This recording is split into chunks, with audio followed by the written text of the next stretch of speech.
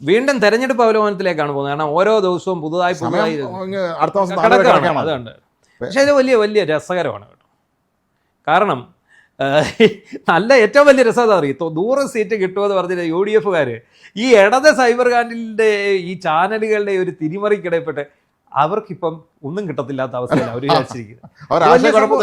അവർ ആശയക്കുഴപ്പത്തിലാണ്. ഇപ്പം എന്താണെന്ന് ചോദിച്ചു കഴിഞ്ഞാൽ, ഈ നമ്മൾ ഫീൽഡിൽ പോയ ആൾക്കാരാണ്, നമുക്ക് കൃത്യമായിട്ട് അറിയാം ഉറപ്പായിട്ട് UDF അധികാരത്തിൽ ഒരു 80 സീറ്റിന് മേളിൽ കിട്ടുമെന്നുള്ളത് നമുക്ക് 100% ഉറപ്പാണ്. പക്ഷേ ഈ ഇടത് സൈബർ കാൻഡിലും റിപ്പോർട്ടർ പോലുള്ള ചാനലുകളും ചേർന്ന് ചർച്ച ചെയ്ത് ഇപ്പോൾ വന്ന് UDF-ൽ കിട്ടാത്ത അവസ്ഥയിൽ. അതെ അതെ, സ്പീഡി സതീശൻ വനവാസത്തിന് പോകേണ്ടി വരുമോന്ന് സ്വകാര്യം പലരും ചോദിച്ചു തുടങ്ങി. അപ്പം അതിലൊക്കെ രസമുണ്ട്. ഓരോരുത്തർ വനവാസത്തിന് കോന്നിയിലേക്ക് ക്ഷണിക്കുകയാണ്. ജനീഷ് കുമാർ പുള്ളിയെ കോന്നിയിലേക്ക് ക്ഷണിക്കുന്നു വനവാസത്തിന്, വനം മന്ത്രി ക്ഷണിക്കുന്നു വനവാസത്തിന്.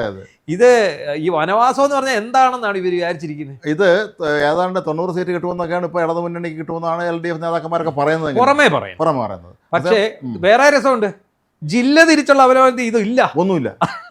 പിന്നെ കണക്ക് പറയുന്നത് 70% കിട്ടുമെന്ന് ഇതെല്ലാം മാധ്യമങ്ങൾ പറയുന്നതാണ്. 90 സീറ്റ് കിട്ടുമെന്ന് പറയുന്ന MP ഗോവിന്ദനിൽ ഞാനൊരു ആത്മവിശ്വാസവും കാണുന്നില്ല. പിണറായി വിജയനെ കണ്ടിട്ട് ദിവസങ്ങളായി.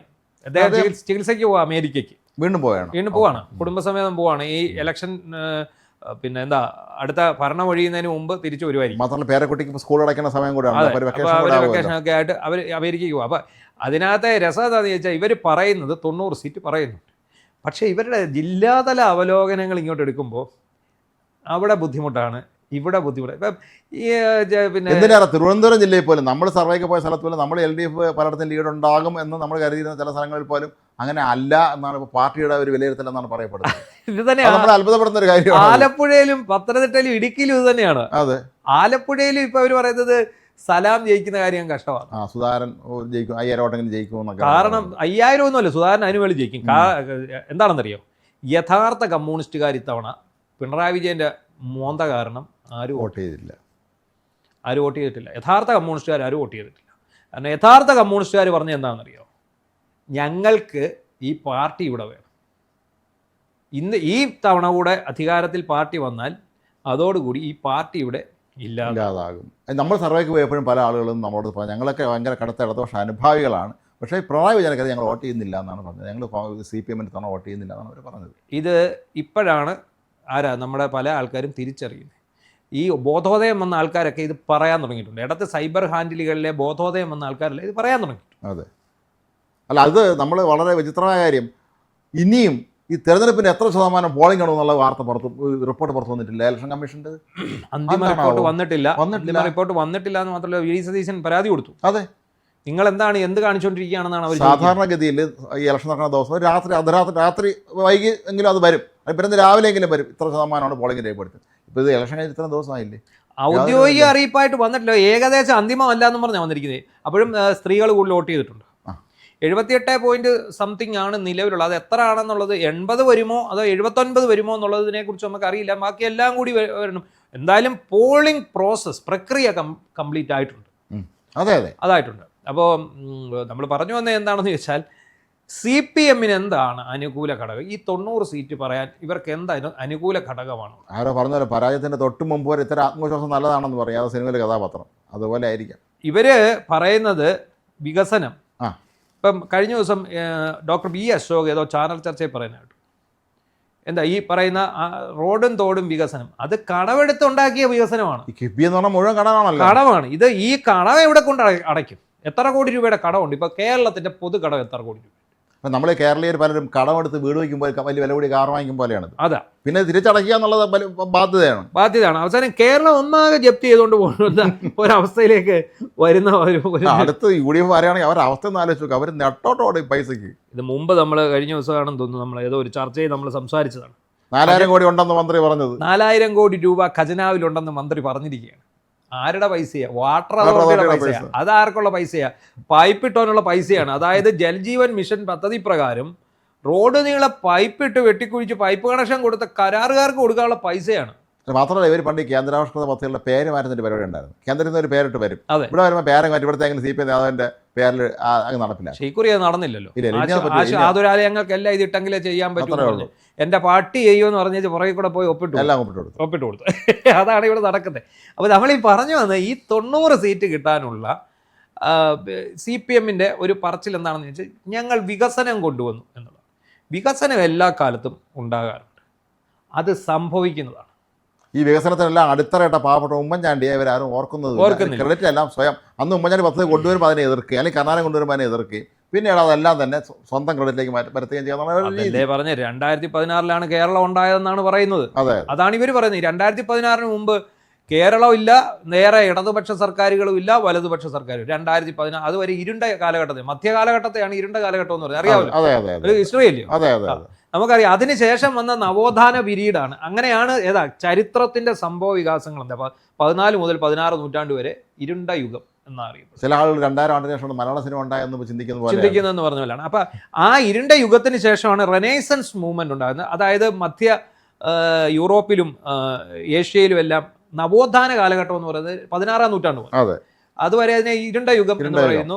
നമുക്ക് പിന്നെ എന്താ പറയുന്നത്, യൂറോപ്പിൽ ഈ പറയുന്ന കത്തോലിക്ക സഭ പോപ്പിന്റെ കീഴിൽ വന്നിട്ട് പിന്നെ ഈ കത്തോലിക്ക സഭയിൽ നവീകരണം ഉണ്ടാകുന്നു, പ്രൊട്ടസ്റ്റന്റ് മതവിഭാഗം ഉണ്ടാകുന്നു, അതിനുശേഷം റെനൈസൻസ് ഉണ്ടാകുന്നു. ഈ റെനൈസൻസിന് ശേഷമാണ് ഈ അധിനിവേശങ്ങളുടെ ഒഴിഞ്ഞുപോക്കലുകൾ ഉണ്ടാകുന്നത്. അങ്ങനെയൊക്കെ ഉള്ള കാര്യങ്ങൾ വരുന്നുണ്ട്. അപ്പം ഏതാണ്ട് അതേപോലെ 2016 വരെ ഇരുണ്ട യുഗമാണ്. 2016 തൊട്ട് ഇങ്ങോട്ട് റെനൈസൻസ് യുഗമാണ്, നവോത്ഥാന യുഗമാണ്. എന്താണ് നമ്മൾ ഇതിനെ വിചാരിക്കുന്നത്? ഈ 90 സീറ്റ് നേരത്തെ പറയുന്നത് ഇവർ പറയുന്ന ഒരു വികസനം എല്ലാം കടം വാങ്ങിയുള്ളതാകുമ്പോൾ അണികളെ തൃപ്തിപ്പെടുത്താൻ വേണ്ടി തൽക്കാലത്തിൽ 90 പറയാം. തോറ്റ് കഴിയുമ്പോൾ ഇത് BJP UDF അന്തർധാരെന്നൊക്കെ പറഞ്ഞാൽ മതിയല്ലോ. BJP വോട്ടുകളെല്ലാം UDF-ലേക്ക് പോയി, അത് അവർ തമ്മിൽ ധാരണ ഉണ്ടായിരുന്നു പറഞ്ഞ് തടിയപ്പാലോ. അതാണ് എപ്പോഴും സംഭവിക്കാറുള്ളത്. ഇനിയും അങ്ങനെ തന്നെ സംഭവിക്കും. പക്ഷേ അടുത്ത് വരാൻ പോകുന്ന UDF സർക്കാരിൻ്റെ അവസ്ഥ നമ്മൾ നേരത്തെ പറഞ്ഞാൽ പൈസയ്ക്ക് അവരോട് പോകുന്നുള്ളതാണ്. അതാണ് അവിടെയാണ് സംഭവിക്കാൻ പോകുന്നത്. മാത്രമല്ല ഇവരെ നടപ്പിലാക്കിയ പദ്ധതികളുണ്ടല്ലോ, നമ്മുടെ പ്രവാസികളെ കൊണ്ടുവന്ന് നിയമസഭയിൽ നടത്തുന്ന ലോക കേരള സഭ, ഇതുപോലെ കുറേ സഭകളുണ്ട്. ഇതൊക്കെ UDF സർക്കാരിൻ്റെ അടുത്ത് അവർ തുടരുമോ, അവരെയൊക്കെ നിർത്തിവയ്ക്കും എന്നുള്ളതാണ് ആദ്യം അന്വേഷിക്കേണ്ടത്. കാരണം ഇതേ പാറ്റേൺ പിന്തുടരുകയാണെങ്കിൽ നമുക്ക് വീണ്ടും നമ്മൾ വലിയ സാമ്പത്തിക കെണിയിലേക്ക് പോകും എന്നുള്ളത് ഉറപ്പാണ്. എന്തായാലും ഈ പറയുന്ന 90 സീറ്റ് എന്ന് പറയുന്നത് അവർ ചുമ്മാ പുറമേ ഇങ്ങനെ പറയുന്നത് MP ഗോവിന്ദൻ സംഘം പിടിച്ചു നിൽക്കണം, ഈ ഒരു 4-ാം തീയതി വരെ പിടിച്ചു നിൽക്കണമല്ലോ. അതിനിടയ്ക്ക് മുഹമ്മദ് റിയാസ് പറയുന്നുണ്ട് UDF അധികാരത്തിൽ വരുമെന്ന പ്രതീതി ഉണ്ടാക്കി മാക്സിമം പിരിവ് നടത്താനുള്ള ഒരു ശ്രമമാണ് കേരളത്തിൽ നടക്കുന്നതെന്ന് മുഹമ്മദ് റിയാസ് ഒരു ഡയലോഗ് കിട്ടും. അപ്പോൾ ഞങ്ങൾ കടത്തിവെട്ടാനാണോ ഇവന്മാരുടെ ലക്ഷ്യം എന്നുള്ള സത്യത്തിൽ ഇവരിതാ നടത്തിക്കൊണ്ടിരിക്കുന്നതും അത് പുള്ളി വിളിച്ചങ്ങ് പറഞ്ഞു. അത് UDF-ന്റെ തലയോട്ട് വെച്ചു.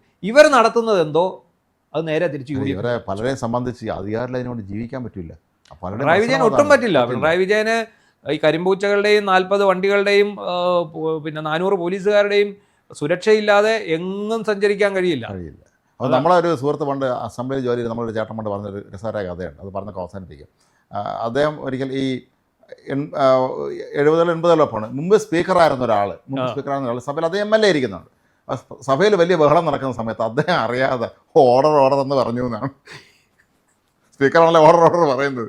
പുള്ളി പറഞ്ഞാലും ചിരിക്കും. അദ്ദേഹം അറിയാതെ ബഹളം കണ്ട പുള്ളി ഒരു പഴയ ഓർമ്മയിൽ പുള്ളി പറഞ്ഞു എന്നാണ്. ഇതിനിടയ്ക്ക് വേറെ ഒരു കാര്യം കൂടെ നമ്മൾ അതിനകത്തുണ്ട്. UDF അണികൾ ഇപ്പോഴേ ഭരണം കിട്ടിയ രീതിയിലാണ് ചിലർ പോസ്റ്റ് ഇട്ടൊക്കെ മൊട്ട അരുണിനെയും ട്രീ കട്ടർ ആൻഡോയും ഞങ്ങൾ കാണിച്ചു തരാം, ഞങ്ങൾ വന്നു കഴിഞ്ഞാൽ നിന്നെയൊക്കെ പിടിച്ച് ആദ്യം അകത്തിടുക. പക്ഷെ അതൊക്കെ നമ്മൾ സംശയിക്കും. എന്നിട്ട് ചില സൈബർ ഖാനിൽ പറയാണ് ഞങ്ങളാരും ഇങ്ങനെ പ്രതികാര ബുദ്ധിയോടെ പെരുമാറിയിട്ടില്ല. ഷാജൻ സ്കറിയയെ പോലും നിയമപരമായിട്ടാണ് അകത്തിട്ട്. എന്ത് നിയമപരം അത് കാരണം എന്ത് പറ്റി? ഒരു പട്ടികജാതി പീഡന നിരോധന നിയമപ്രകാരം എടുത്ത ഒരു കേസ് കാരണം എന്ത് സംഭവിച്ചു? സുപ്രീം കോടതി ഉത്തരവിട്ടു ഇത് ദുരുപയോഗം ചെയ്യാൻ പാടില്ല. ഇതിന്റെ ദുരുപയോഗം വ്യാപകമായിട്ട് നമ്മളത് ദുരിതപ്പെട്ടെങ്കിൽ പോലും എത്രയോ മനുഷ്യർക്ക് ആ സുപ്രീം കോടതിയുടെ നിർണായകമായ ഉത്തരവ് പ്രയോജനം ചെയ്തു എന്നുള്ളത് എൻ്റെ ഒരു കാര്യം. പിന്നെ ഷാജൻ സ്കറിയയെ പിടിച്ചത് എല്ലാം നിയമപരമായിരുന്നല്ലോ. എല്ലാം നിയമപരമായിട്ടാണ് ഇവർ ഷാജൻ സ്കറിയയെ പിടിച്ചോണ്ട് പോയത്. എല്ലാ കേസിലും എന്ത് കേസാണ്? എല്ലാ കേസിനകത്തും കള്ളക്കേസ് ഉണ്ടാക്കി വ്യാജ വകുപ്പുകൾ ചുമത്തി FIR ഇട്ട് അദ്ദേഹത്തെ അങ്ങോട്ടും ഇങ്ങോട്ടും ഓടിക്കാൻ നടത്തും. UDF സർക്കാർ വന്നാൽ ശ്രദ്ധിക്കേണ്ടുന്ന കാര്യം ഈ ഉദ്യോഗസ്ഥന്മാർ, നമ്മൾ കഴിഞ്ഞ ദിവസം ഉദ്യോഗസ്ഥന്മാരും ഈ ഉന്നതന്മാരൊക്കെ ചെന്ന് കാല് വീഴുന്ന അയ്യോ എനിക്ക് അബദ്ധം പറ്റിയപ്പോഴാണ് ഞാൻ നിങ്ങളെ ആളാണെന്ന് പറയുമ്പോൾ അയ്യോ നീ കയറി വാ എന്ന് പറയരുത്. വൃത്തിയായിട്ടവനെ ഇറങ്ങി പോടാന്ന് പറയാനുള്ള ആർജവം അവർ കാണിക്കണം. അതുപോലെ തന്നെ വിമർശനത്തെ ഉൾക്കൊള്ളുക, വിമർശനം ചൂണ്ടിക്കാണിക്കുക, മാധ്യമപ്രവർത്തകരെ പിടിച്ച് ജയിലിലിടുക എന്നുള്ളതല്ല ഇതിന്റെ അടിസ്ഥാനപരമായ കാര്യം. ഇപ്പം മൊട്ടയരുണോ അല്ലെ ട്രീ കട്ടർ ആൻഡോ ഒക്കെ വനം കൊള്ളക്കേസിൽ കള്ളന്മാരാണെങ്കിൽ അവരെ പിടിച്ച് അകത്തിടുക തന്നെ വേണം. അത്രേ ഉള്ളൂ. അതാണ് വേണ്ടത്.